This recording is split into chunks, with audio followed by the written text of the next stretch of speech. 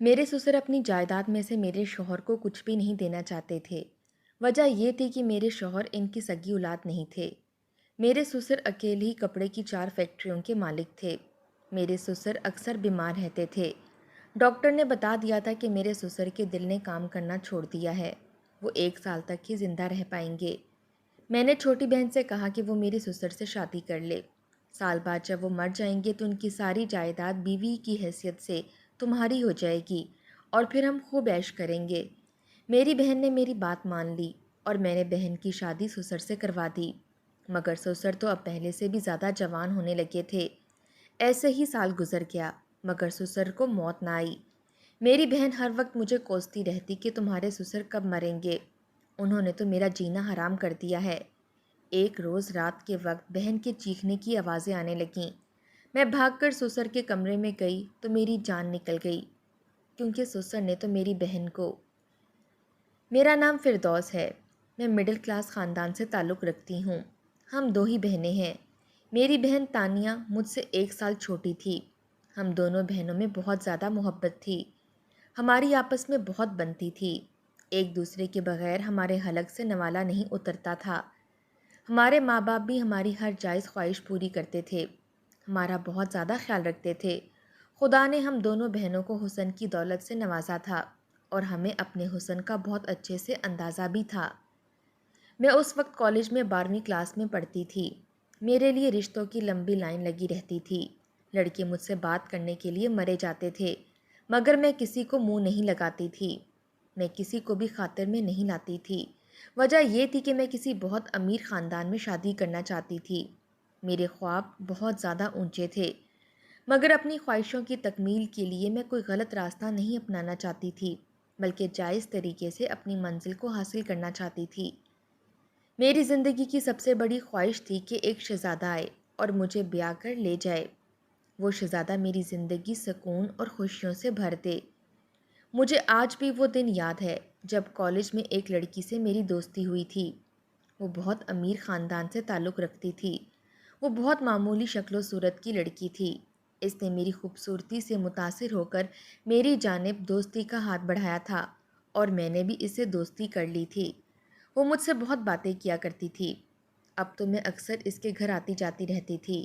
پھر ایک دن اس کے گھر میں میری اس کی ایک کزن سے ملاقات ہوئی۔ وہ بہت امیر اور خوبصورت انسان تھے۔ مجھے دیکھ کر تو ان کی نظریں مجھ پر ہی اٹک گئی تھیں۔ کچھ دیر بعد وہ ہوش میں آئے تو مجھے کہنے لگے، آپ کی تعریف، آپ کو میں نے پہلے کبھی یہاں نہیں دیکھا۔ تبھی میری سہیلی عالیہ نے اسے بتایا کہ یہ فردوس ہے، یہ میری بہت اچھی دوست ہے، آپ سے مل کر بہت خوشی ہوئی۔ وہ جاتے جاتے ایک بار پھر بھرپور نظر مجھ پر ڈال کر گیا تھا۔ رات کو اس کا میسج آ گیا، وہ مجھے پسند کرنے لگا تھا۔ وہ میری خوبصورتی سے بہت زیادہ متاثر ہوا تھا۔ مجھے اور کیا چاہیے تھا؟ میں تو یہی چاہتی تھی کہ کوئی امیر انسان میری خوبصورتی سے متاثر ہو کر مجھ سے شادی کر لے اور باقی کی زندگی میں عیش و عشرت کے ساتھ گزار لوں۔ میری یہ مراد پوری ہو رہی تھی۔ میری خوشیوں کا کوئی ٹھکانہ نہیں تھا۔ دن تو جیسے پڑ لگا کر اڑ رہے تھے۔ اپنی خوشیوں میں مگن میں نے عالیہ کے رویے کی طرف نہیں دیکھا تھا۔ وہ دن بدن مجھ سے دور اور بیزار ہوتی جا رہی تھی۔ وہ میری بہت اچھی دوست تھی۔ اب اس نے اور بھی بہت سی دوستیں بنا لی تھیں اور وہ مجھ سے بات تک نہیں کرتی تھی۔ خیر میں نے اس بات کو زیادہ سر پر سوار نہیں کیا۔ پھر ایک دن میں کینٹین میں بیٹھی ہوئی تھی جب عالیہ میرے پاس آئی۔ اس وقت میرے ساتھ ایک لڑکی بیٹھی ہوئی تھی۔ عالیہ نے مجھ سے کہا، میں تمہارے ساتھ تنہائی میں بات کرنا چاہتی ہوں۔ میں اٹھ کر اس کے ساتھ ایک الگ گوشے کی طرف آ گئی۔ وہ آج معمول سے زیادہ سنجیدہ لگ رہی تھی۔ اس نے کہا، یہ بات کرنا مجھے اچھا تو نہیں لگ رہا، مگر کیا کروں، تمہیں یہ بات بتانا بھی ضروری ہے۔ تم سے میری بہت اچھی دوستی رہ چکی ہے فردوس، میں نے سچے دل سے تمہاری طرف دوستی کا ہاتھ بڑھایا تھا کہ تم مجھے بہت زیادہ اچھی لگی تھی، مگر پھر تم نے میرے کزن انور کے ساتھ دوستی کا ہاتھ تھام کر اچھا نہیں کیا۔ اس بات پر میں نے چونک کر عالیہ کی طرف دیکھا تھا، کیونکہ انور نے کہا تھا کہ ہماری دوستی کا کسی کو بھی پتہ نہیں چلے گا۔ تو پھر عالیہ کو کیسے پتہ چل گیا؟ میرے انداز پر وہ افسردہ انداز میں مسکرائی تھی۔ زیادہ حیران ہونے کی ضرورت نہیں ہے۔ جس دن تمہیں اس نے پہلی دفعہ میسج کیا تھا تب اس نے مجھے چیلنج کیا تھا کہ وہ تمہیں پھنسا کر رہے گا، مگر میں نے اس کی بات کی نفی کر دی تھی کہ فردوس ایسی لڑکی نہیں ہے۔ مگر تم نے تو مجھے شرمندہ کروا دیا۔ فردوس، تم نے تو اسے بہت اچھا رسپانس دیا تھا۔ تم جانتی ہو انور میرا منگیتر ہے، چند مہینے کے بعد ہماری شادی ہونے والی ہے، مگر میں اس کی اس گھٹیا طبیعت کی وجہ سے اسے پسند نہیں کرتی۔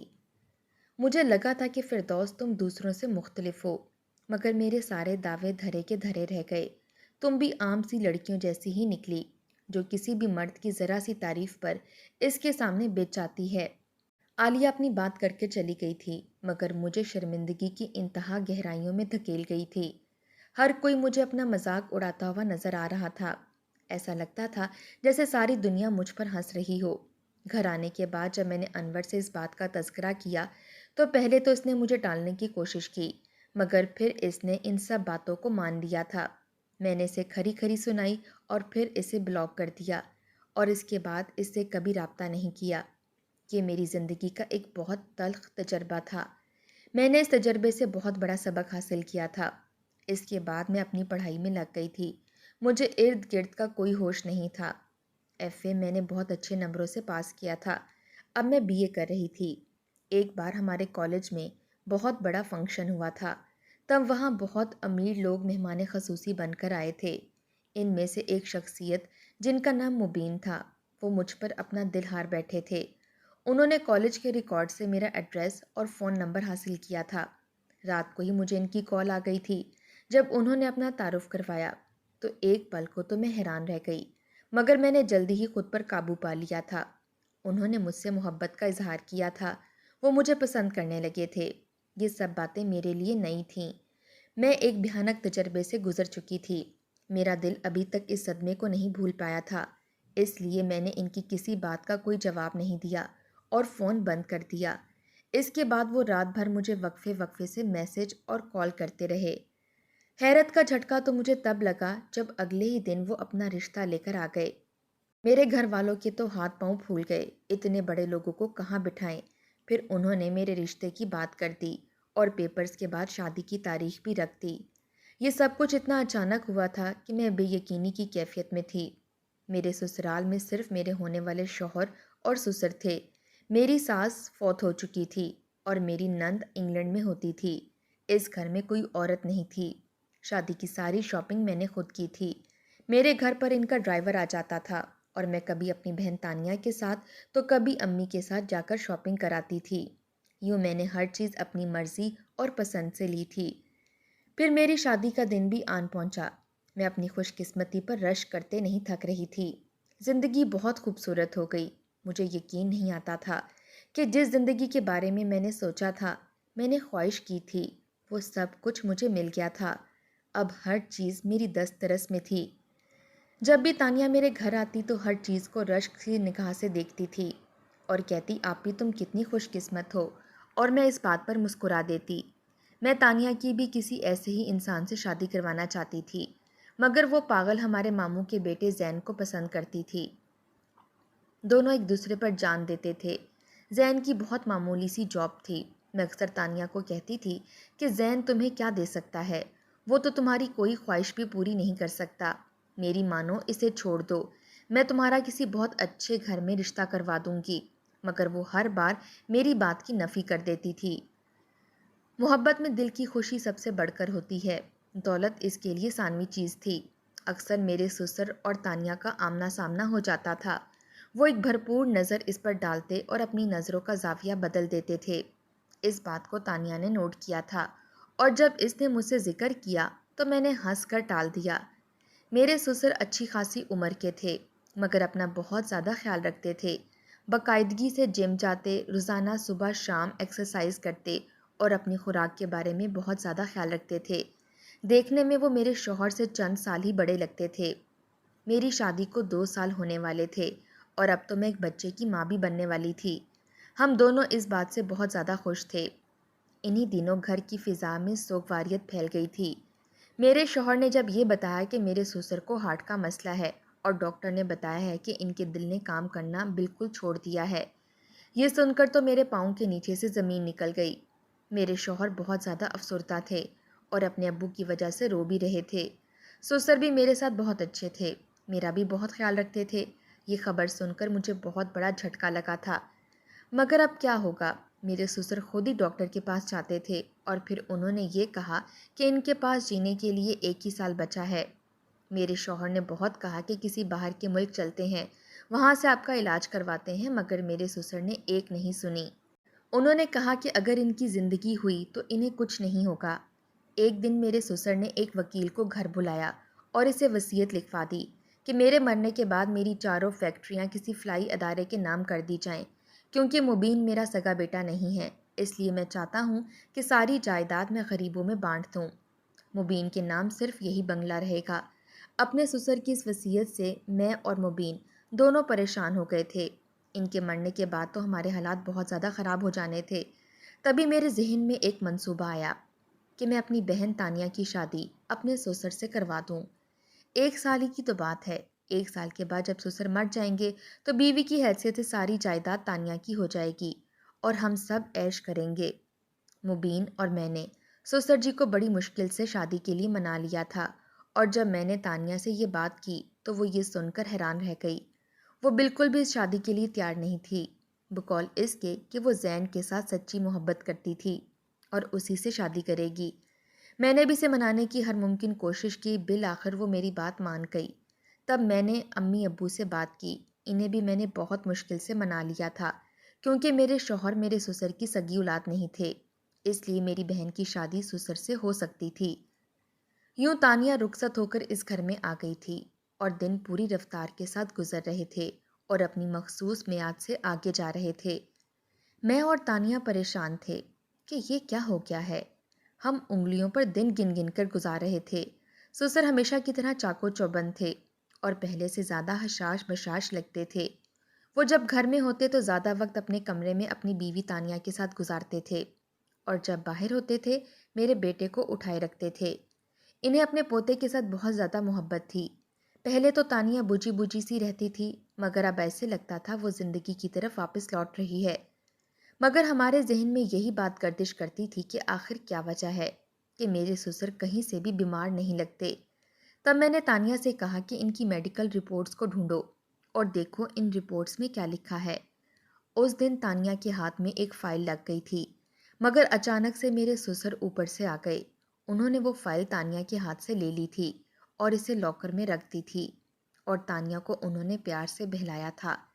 تانیہ کے کہنے پر بھی میرے سسر اپنے چیک اپ کے لیے ڈاکٹر کے پاس نہیں جاتے تھے۔ ایک بات جو مجھے بہت زیادہ پریشان کرتی تھی، میرے شوہر اب بہت زیادہ تناؤ کی کیفیت میں رہنے لگے تھے۔ وہ بہت زیادہ غصہ کرنے لگے تھے۔ ان کا اپنے ابو کے ساتھ بھی کسی نہ کسی بات پر جھگڑا رہنے لگا تھا۔ اس دن بھی وہ کمرے میں کسی بات پر جھگڑ رہے تھے، جب میرے کمرے میں اچانک داخل ہونے پر وہ خاموش ہو گئے۔ اس صورتحال سے مجھے اندازہ ہو گیا تھا کہ یہاں پر کوئی خوشگوار بات نہیں ہو رہی تھی، مگر میں سوچ میں پڑ گئی تھی کہ میرے شوہر کو اپنے باپ سے کس بات پر مسئلہ ہے۔ وہ تو اپنے ابو سے بہت زیادہ محبت کرتے تھے، ان کی ہر بات مانتے تھے۔ وہ اپنے ابو کے ساتھ اونچی آواز میں بات نہیں کرتے تھے، مگر اب انہیں کیا ہو گیا ہے؟ وہ کیوں اس طرح کا رویہ اختیار کرنے لگے تھے؟ میں نے کئی بار ان سے اس بارے میں پوچھا، مگر مجھے انہوں نے اس بات کا تسلی بخش جواب نہیں دیا۔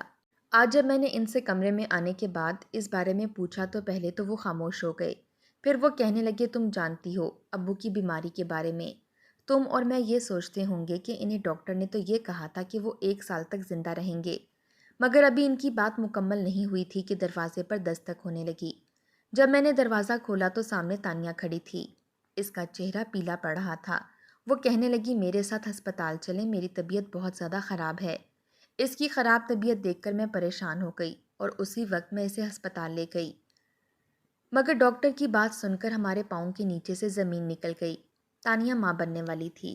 یہ خبر میرے لیے کسی قیامت سے کم نہیں تھی، مگر تانیہ یہ سن کر خوش ہو گئی تھی اور میں اس کی خوشی پر حیران رہ گئی تھی۔ گھر آنے کے بعد جب میں نے یہ بات اپنے شوہر کو بتائی تو ان کے چہرے کی بدلتی رنگت دیکھ کر میں ڈر گئی تھی۔ ان کے چہرے پر واضح تناؤ آ گیا تھا، وہ بہت زیادہ غصے میں لگ رہے تھے۔ میں نے کچھ بھی کہنے، سننے اور پوچھنے کا ارادہ بدل دیا اور لائٹ آف کر کے سونے کے لیے لیٹ گئی۔ اگلے دن بھی ان کی کیفیت ایسی ہی رہی تھی۔ وہ بغیر ناشتہ کیے چلے گئے تھے، جبکہ میرے سسر صاحب آج بہت زیادہ چمک رہے تھے۔ وہ خوشی خوشی سے اپنے آفس کے لیے رخصت ہو گئے، جبکہ میں نے سارا دن اپنے شوہر کی ادھوری باتوں کا مفہوم سمجھنے میں گزار دیا تھا۔ آخر وہ مجھے کیا کہنے لگے تھے اور کیا بتانے والے تھے، مگر پھر اوپر سے تانیہ آ گئی اور واپس آنے کے بعد میں بھی ان سے کچھ پوچھ ہی نہیں سکی۔ آج بھی وہ ناشتہ کیے بغیر گئے تھے۔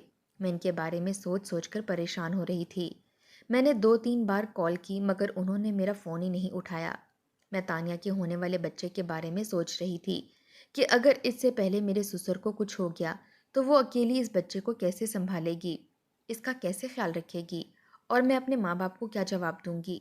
وہ تانیہ کی شادی اتنی بڑی عمر کے مرد کے ساتھ کرنے کے حق میں نہیں تھے، مگر میں نے انہیں بہت مشکل سے منایا تھا۔ اب میں ان کے سامنے کیا جھوٹ بولوں گی، مگر حیرت تو مجھے تانیہ کے رویے پر تھی۔ وہ بالکل بھی پریشان نہیں تھی، بلکہ مطمئن اور پرسکون لگتی تھی، اور سچ کہوں تو وہ خوش لگتی تھی۔ مگر کیوں؟ یہ انقلاب کیسے آیا؟ میں یہ سمجھنے سے قاصر تھی۔ ابھی کچھ دن پہلے تک تو وہ بہت زیادہ پریشان تھی۔ آج جب میں نے تانیہ سے اپنے سسر کی رپورٹس کے بارے میں پوچھا تو وہ خاموش ہو گئی۔ اس نے میری بات کا کوئی جواب نہیں دیا اور بات ہی بدل دی۔ مجھے اپنی بہن تانیہ اور سسر اور اپنے شوہر، ان تینوں کا رویہ بہت زیادہ حیران کر رہا تھا۔ ان کی بدلتی کیفیت سے میں پریشان تھی اور سوچ سوچ کر میں پاگل ہونے کو تھی، مگر کوئی میری بات کا جواب دینے کو تیار ہی نہیں تھا۔ آخر چل کیا رہا تھا یہاں پر جو میری نظر سے اوجھل تھا؟ کچھ تو ایسا تھا جو میں سمجھ نہیں پا رہی تھی، جو میرے سامنے تھا مگر مجھے نظر نہیں آ رہا تھا۔ میں سیاہ سے پردہ ہٹانے کو بےتاب تھی۔ اگلے آنے والے دن مجھے مزید حیرت میں ڈال رہے تھے جب میرے شوہر نے کہا ہم لوگ یہاں سے نئے گھر میں شفٹ ہو رہے ہیں۔ اس گھر میں میرا دل نہیں لگ رہا، مگر نئے گھر کا شوق مجھے پرجوش کر گیا۔ مگر حیرت کا جھٹکا تو مجھے تب لگا جب مجھے یہ پتا چلا کہ تانیہ اور میرے سسر صاحب اسی گھر میں ہی رہیں گے۔ صرف ہم لوگ یہاں سے جا رہے ہیں، ہم ان سے الگ ہو رہے ہیں، مگر کیوں؟ کوئی مجھے اس بات کا جواب دینے کو تیار ہی نہیں تھا۔ حیرت تو مجھے تانیہ کو دیکھ کر ہوتی تھی۔ اس نے تو اپنی آنکھیں جیسے ماتھے پر رکھ لی تھیں۔ میں نہیں جانتی تھی کہ میرے سسر اور شوہر کی آپس میں کیا بات ہوئی ہے۔ پھر کچھ دنوں کے بعد ہم لوگ وہاں سے رخصت ہو گئے تھے۔